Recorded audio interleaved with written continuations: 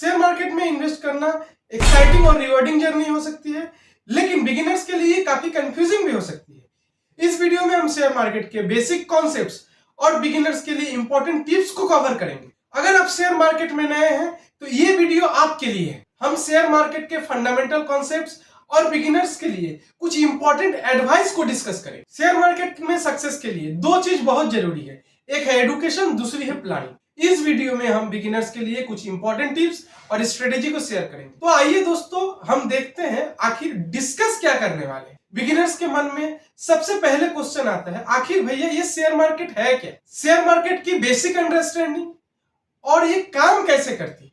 दूसरा क्वेश्चन आता है, आखिर भैया हम इन्वेस्ट कहां पे करें और कैसे करें। तो आइए दोस्तों, आपका इन बेसिक सवालों का जवाब लेकर आपका दोस्त अर्जुन आपके साथ है। आप देख रहे हैं बीजपोरेंजी यूट्यूब चैनल। तो हम पहले क्वेश्चन के आंसर की तरफ जाते हैं। शेयर मार्केट है क्या? शेयर मार्केट एक ऐसी जगह है जहां पे कंपनी अपने शेयर्स को बेचती है और लोग जैसे हम और आप, जिन्हें इन्वेस्टर कहते हैं, वो उन शेयर्स को खरीदते हैं। जब आप किसी कंपनी के शेयर्स को खरीदते हैं तो आप उस छोटे से हिस्से के मालिक बन जाते हैं। इसके बाद आते हैं स्टॉक एक्सचेंज। स्टॉक एक्सचेंज एक ऐसी मार्केट है जहां पे लोग स्टॉक को खरीदते और बेचते हैं। तो भैया ये तो समझ में आ गया कि स्टॉक एक्सचेंज एक बाजार है, लेकिन ये काम कैसे करती है? कंपनीज अपने शेयर्स को स्टॉक एक्सचेंज पे लिस्ट करते हैं। उसके बाद आते हैं इन्वेस्टर्स। इन्वेस्टर्स शेयर्स को खरीदते और बेचते हैं स्टॉक एक्सचेंज के माध्यम से। शेयर्स की ट्रेडिंग या इन्वेस्टिंग, शेयर्स की ट्रेडिंग या इन्वेस्टिंग स्टॉक एक्सचेंज पे होती है। इन्वेस्टर शेयर्स को खरीदते और बेचते हैं। शेयर्स के प्राइस डिमांड और सप्लाई के आधार पर तय होती है। अब आते हैं प्राइस मैकेनिज्म। प्राइस किस आधार पे तय होती है, कैसे तय होती है? तो प्राइस मैकेनिज्म क्या है? शेयर्स के प्राइसेस मार्केट के फोर्सेस के आधार पे डिसाइड होते हैं। जब शेयर्स की डिमांड ज्यादा होती है और सप्लाई कम होती है तो शेयर्स के प्राइसेस बढ़ती है, और जब शेयर्स की डिमांड कम होती है और सप्लाई ज्यादा होती है तो शेयर्स के प्राइसेस घटती है। अब आते हैं रेगुलेटरी बॉडीज जो शेयर मार्केट को रेगुलेट करते हैं। शेयर मार्केट को रेगुलेटरी बॉडीज जैसे कि security and exchange board of India, SEBI regulate करती है।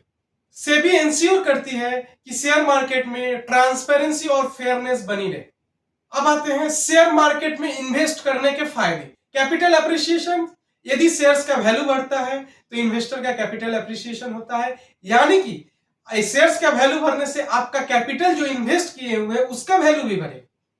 डिविडेंड इनकम, कुछ कंपनी डिविडेंड पे करती है जिससे कि इन्वेस्टर को रेगुलर इनकम मिल सकती है।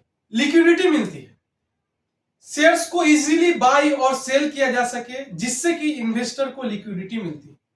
अभी तक हमने देखा शेयर मार्केट में इन्वेस्ट करने के फायदे। अब आते हैं शेयर मार्केट में इन्वेस्ट करने के क्या क्या रिस्क हो सकते हैं। पहला risk, market volatility. Shares prices में फ्लैक्चुएशन आ सकता है जिससे इन्वेस्टर को लॉसेस हो सकते हैं। कंपनी के परफॉर्मेंस खराब होने पे शेयर के प्राइसेस गिर सकते हैं। इकोनॉमिक फैक्टर्स जैसे कि inflation, interest rate, government policy share market को इंपैक्ट कर सकता है। शेयर मार्केट में इन्वेस्टमेंट करने से पहले इन्वेस्टर्स को अपने फाइनेंशियल गोल्स, रिस्क टॉलरेंस और इन्वेस्टमेंट हॉरिजन को ध्यान में रखना चाहिए। अब चलते हैं नेक्स्ट क्वेश्चन के आंसर की ओर। कहां पे इन्वेस्ट करें? शेयर बाजार में इन्वेस्ट करने के कई तरीके हैं, लेकिन ये आपको डिसाइड करना है कौन सा तरीका आपके लिए सुइटेबल है। पहला तरीका, direct stock investment, directly market से शेयर को खरीदना और बेचना। दूसरा तरीका है म्यूचुअल फंड।